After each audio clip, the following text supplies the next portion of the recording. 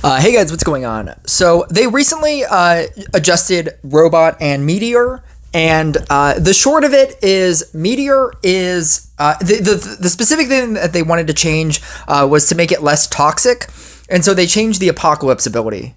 They changed a lot of things. You can read them all, but essentially what it was to specifically change the Apocalypse ability. Apocalypse used to destroy one of your opponent's units just completely, like a Warlock.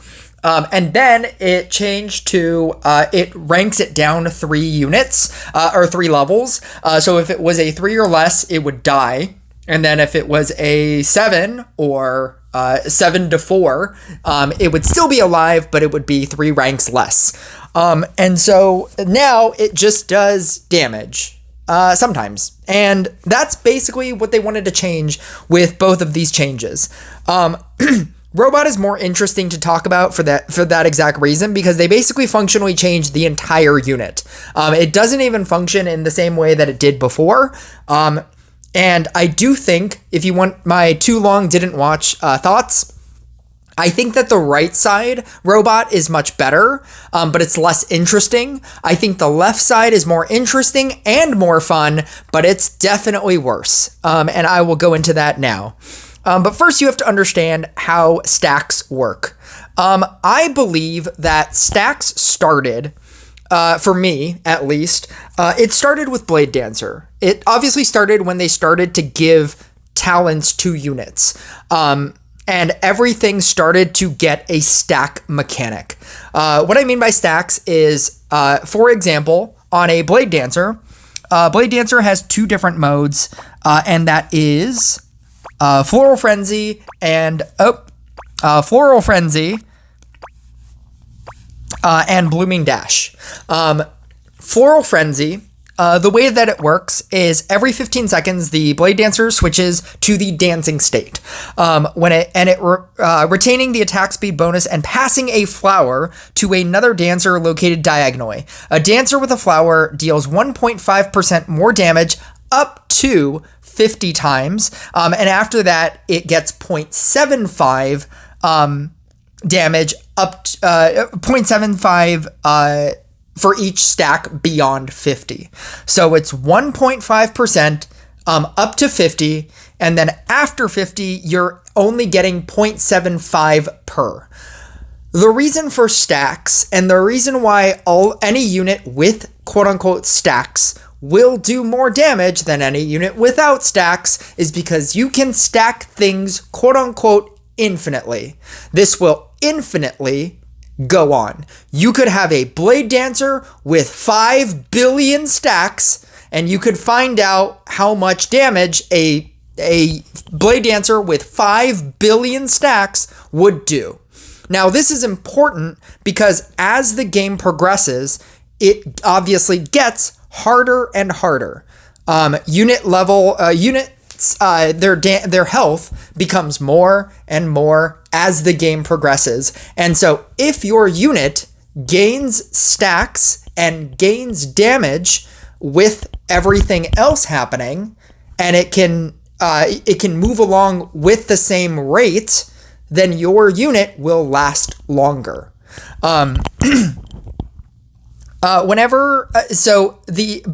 the thing. Here's the thing about stacks. There's 2 different kinds of stacks. Now, with Floral Frenzy, each Blade Dancer is given a different amount of stacks because it activates randomly and it activates diagonally. And it just kind of bounces. And so at the end of a long game, you can have varied stacks on varied Blade Dancers. Now, for your to make this easier and a visual thing, I played a large quantities of co-op level 13 games. I thought that would be the easiest kind of basic way to showcase this principle. So this is the end of a co-op level 13 game. I have a level 5, going from top to bottom, I have a level 3 with 8 stacks. I have a level 3 with 14 stacks. I have a level 2 with 5 stacks. In the center, I have a level 5 with 27 stacks. I have a level 2 with 22 stacks. I have a level 8 I'm sorry, I have a level 1 with 8 stacks. I have a level 6 with 5 stacks. And I have a level 6, a level 6 with 6 stacks. The problem with stacks on a specific unit is that it's one, it's random, and 2, if a large unit dies, then you lose large quantities of damage. So if this level 5 with 27 stacks dies, not only are you losing the attack speed of a level 5 Blade Dancer, but you're also losing 27 stacks of damage. And if your level 2 with 22 stacks dies, though maybe you'd be okay with losing a level 2, but it got 22 stacks and you'd be losing all of that amount of damage. This setup, or this idea of stacks on the field, will always basically be worse. There are some caveats to this, but it'll always basically, or most of the time it will be worse. I won't say always. Most of the time it will be worse than if your stacks are not required, are not on the field. Now, the opposite of this is a Blooming Dash Blade Dancer setup. Now, a Blooming Dash Blade Dancer setup, or a Blooming Dash, no longer receives an attack speed bonus when there are no other Blade Dancers nearby. When moving, she and other neighboring Blade Dancers enter dance mode for 30 seconds, increasing their attack speed by 220%. Moving a Blade Dancer that's not in Dancer mode grants a flower that increases the damage of all Blade Dancers by 2% up to 50 times, and then 0.5 after that. The difference, even though it kind of sounds the same, the difference is that instead of any of the Blade Dancers having stacks on them, so like I have a level 3, a level 5, a level 2, a level 6, a level 1, right? It's all kind of random, kind of like the other setup. Like you have a bunch of different randomly leveled Blade Dancers. John Campea show. I watch it all the time. And I was playing a lot of co-op. And so I was able to watch like an entire show. As opposed to having a Blade Dancer with a Floral Frenzy stack, where you could lose potentially 27 stacks of built-up damage in a 25 round co-op game, right? Instead of potentially losing 27 stacks, all of the stacks are instead shared. So I have a current 54 shared stacks. I cannot lose that amount of stacks. They will always be there, and they are granting that amount of damage to every single Blade Dancer. For the most part, if you can do stacks on invisible stacks, if you can obtain invisible stacks, that will almost always be better, because you can't lose this.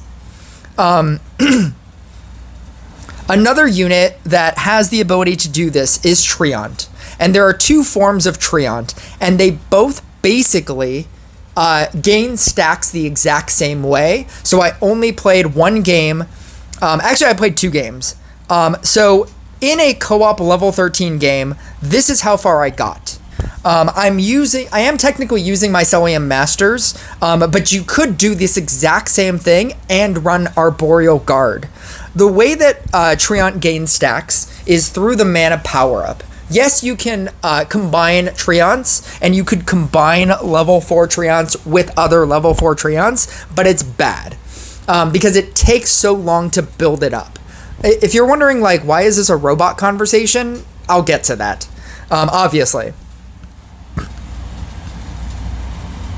You can essentially get to this state of the game, and then once you have a level 7 thing like a gunslinger, you can then use the mana power ability to give a singular stack to every single Treant.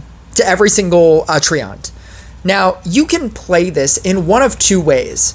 Now, Arboreal Guard it gives more stacks than Mycelium Masters, so you could still play it this way. and it'll still have this amount of stacks. But the reason why most people run Mycelium Masters is because all of the stacks are added together. So even though all of the stacks are on the field, you have a 3, a 4, a 3, a 3, a 4, right? With Arboreal Guard, each Treant has a different amount of power. So a level 4 would be stronger than a level 3, and so on, right? But if you run Mycelium Masters, even though Mycelium Masters is giving you a smaller bonus, it adds up every single amount and then gives that to you, or gives that damage bonus to all of the Treants overall. So even though this is a co-op level 13 game, and this is as far as I was able to go, to showcase how crazy this could be, this is a 3 minute and 34 second Death Wave game. 24, 19, 19, 16, 16, 26, 15. Now, if I was running Arboreal Guard, each of these bonuses would be different, and obviously this 26 would be the best. Because I'm running Mycelium Masters, you can add up all of those numbers, and the additive bonus against the Mycelium Masters stack bonus is what every single Treant is getting, and that's why people use this more than they use Arboreal Guard. With Arboreal Guard, you could combine all of the Treants into one Treant, but if that Treant gets Dark Priested, or it gets Warlocked, or anything, then you die. And so yes, you could have a very high level, high damage, singular unit like a Dark Inquisitor, but for the most part, it's a very volatile way of playing this game. Because if that gets affected by a negative effect, you could die. And if you have a larger quantity of things, even if one thing gets Dark Priested, even if one thing dies, you still have everything else to carry you until you can try to reset. The way that Robot now works, the left side Robot is the more interesting side. Fine Calibrations, the way that it works, whenever you, it's basically like a Phoenix. When you press the button, when you press the mana ability, you get a stack. You can then give that stack to any robot on your field. When you give a stack to a robot, the robot gets a 10% chance to increase the robot's merge rank, which is very fun and it's very cool. And then it gains access, when performing the upgrade, it gains access to a new upgrade at 14 parts, increasing the crit chance by 5 and the damage by 25. That's when you give a singular robot 14 stacks. You get stacks by merging robots. You get stacks by pressing the mana button, and then you have the ability to spend those points any way that you want. Successful tuning, whenever you perform an upgrade, whenever you press a robot, you have a 40% chance to have it get another upgrade. With speed module, when you use the wrench buff, it increases the attack speed of all robots with the fine calibration, and all robots with the general program talent by 40% for 20 seconds. Fire support will increase the crit damage of a robot of 6+ merge rank by 2.5% per part, but only up to the maximum of 50%. So if you are going to use fine calibration, fire support is obviously going to be much better. Fire support, because every time you press a robot, it has the ability to upgrade itself, you will more likely get to level 6 or above. And then once you get to level 6 or above, it gets a bonus of 2.5% per part. So you're already getting, it's 14 times 2.5%, but only to the maximum of 50%. 50% is still a large quantity. And so you're just gaining 50% damage just because. I'm sorry, a 50% critical damage just because. General program, and I'll get to that, but that's when you were going to be using speed module. I think speed module is better in a general program sense. But in terms of fine calibration, this is the thing that I think is fun, but I don't think it's good. This is my robot game after a co-op level 13. And here's the thing. Whenever you merge two robots and you get a stack, and then you press the man ability and you get a stack, you get a choice as to how many robots you decide to give all of those stacks to. If you have 100 stacks, do you give all 100 stacks to one robot and superpower one robot? Do you give 2 robots 50 stacks? Do you give 4 robots 25 stacks? And now you can see the problem. If you give all the stacks to one robot and that robot gets warlocked, you die. If it gets dark priested, you die. If you give it to 2, then you don't have as much damage because you're doing 50 here, 50 here, and it's a spread of damage. But you are more likely to survive if one gets dark priested. You have some amount of damage outside of it. If you give 4 robots 25 stacks, then you have much less damage coming from different amounts of robots at different levels. Read the Floral Frenzy setup, right? If you have a bunch of stacks given to a bunch of different things, and then those things are all at separate levels, if they're not level 7s, then all of a sudden your damage is varied. It's even more varied.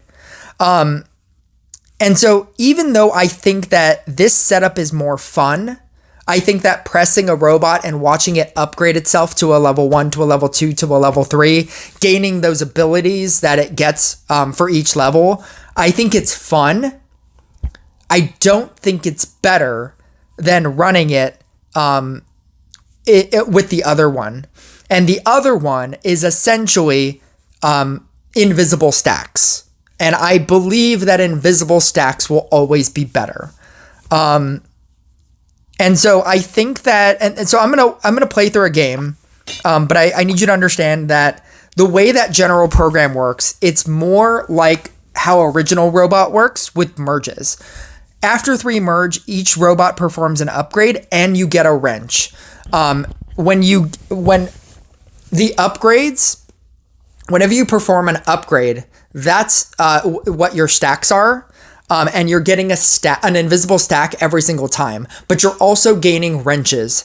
The way that wrenches work with general program is when you press the mana ability, all of your robots fire a missile. And then once you get to 14 parts, you increase the crit chance of every robot by 5%. I'm also running successful tuning, and then I'm running the speed module. Using the wrench buff increases the attack speed of all robots with fine calibration, and all robots with the general program talent by 40% for 20 seconds. So basically, once you're going to boss rounds, you press the button, all of your robots throw a missile, all of them get an attack speed boost, and essentially, it almost didn't even matter. I was doing so much damage over the amount that I needed, and it just kind of worked.